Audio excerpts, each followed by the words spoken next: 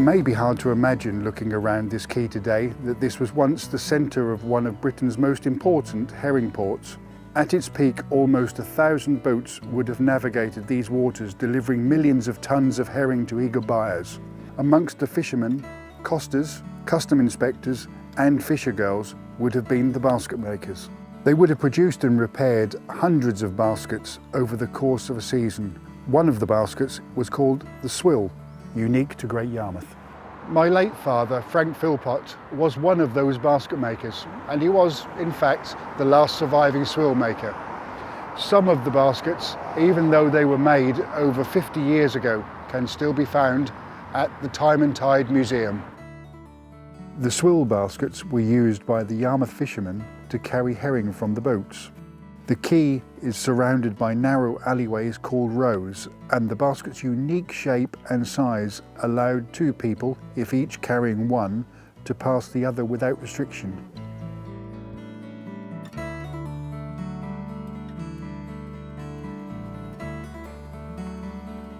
Here we have the herring swill. This is an original basket made from locally grown willow and would have held just over 300 fish. That circular basket is a quarter cran. They were always made to a specific size for the height and across the top and of course the base, and that held around about 250 fish. It has the official weights and measures stamp on there. It was done with an iron, and that includes the year and the crown.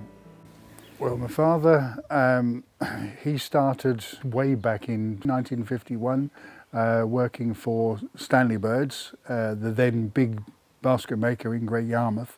There were over 25 basket makers done on an industrial scale at that time. And mainly he was working towards becoming one of the basket makers for the fishing industry.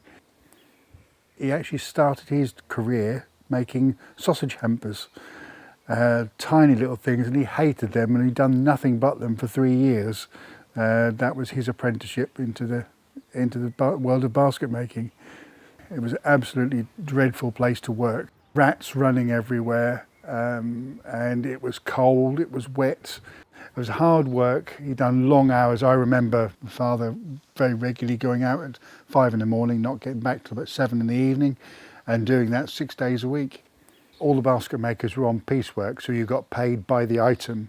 He could be making anything up to 12 baskets on a day. As the fishing industry declined, my father moved into making items for the home. The baskets could be modified if required to fit this market, and at its peak he could produce over 300 different types of basket. My father was a fantastic teacher with great patience, but he was a perfectionist. I joined him as an apprentice when I was 18 years old.